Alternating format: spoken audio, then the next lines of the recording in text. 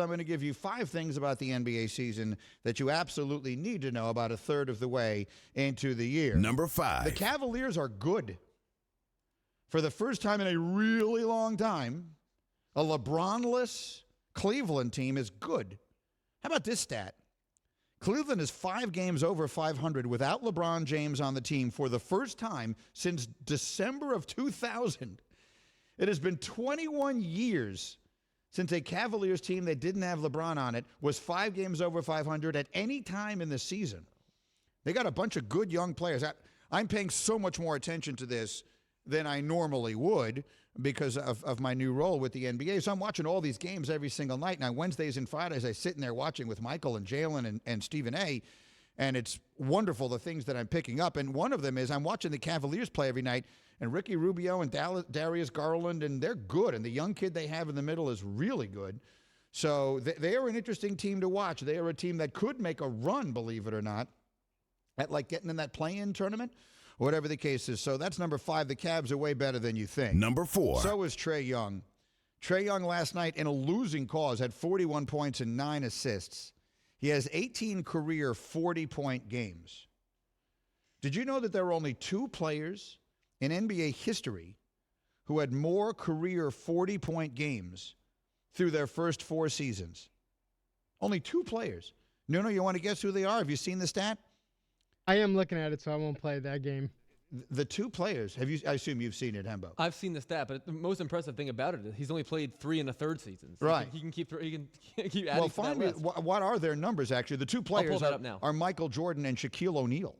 So Michael Jordan and Shaquille O'Neal are the only players since the merger to have more 40-point games in their first 4 seasons than Trae Young has. Now, I will remind anyone who doesn't remember, Michael Jordan missed almost his entire second season.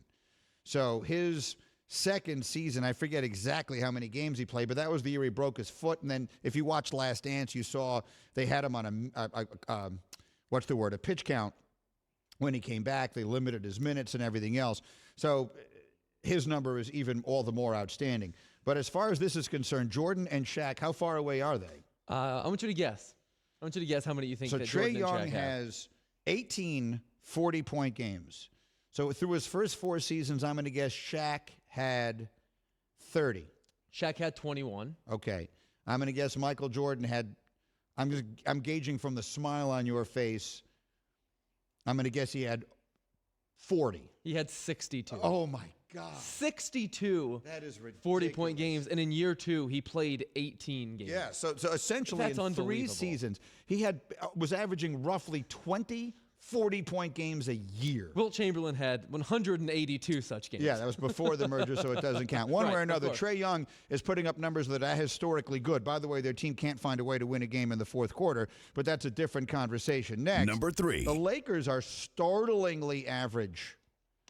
The Lakers, who have hovered right around 500 basically this entire year. Yes, they've played a lot without LeBron, but they have the 23rd best offense and 11th best defense in the sport.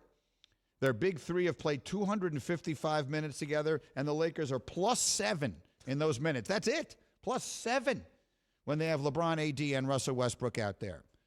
So Stephen A. has been speculating, and I'm sure you've seen this on our countdown shows, that they will fire the coach. Maybe they try and make some sort of impactful player transaction between now and the trade deadline.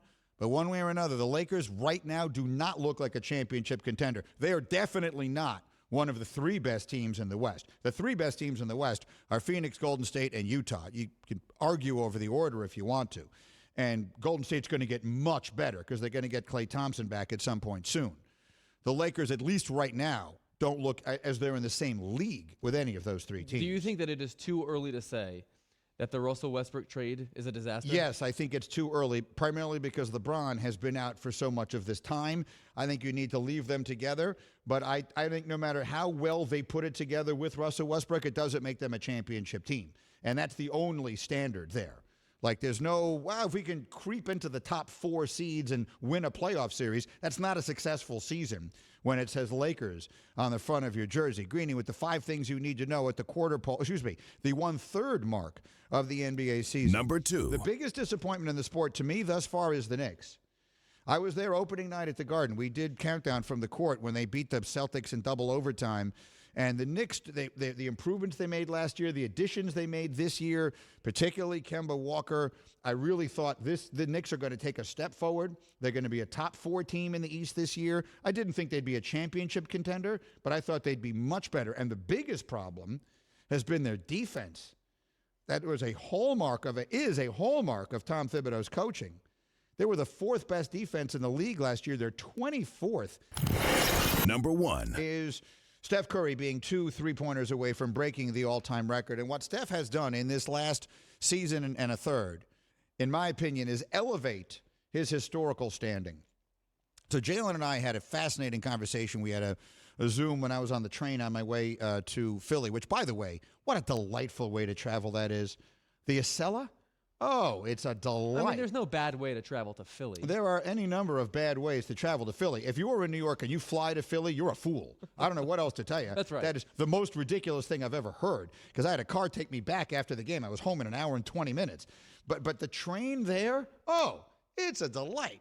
Did you know that on these trains that they bring you food? I'm sitting there. They bring over a menu. Who knew that? I was like, keep going. Thank you for watching ESPN on YouTube. For live streaming sports and premium content, subscribe to ESPN+.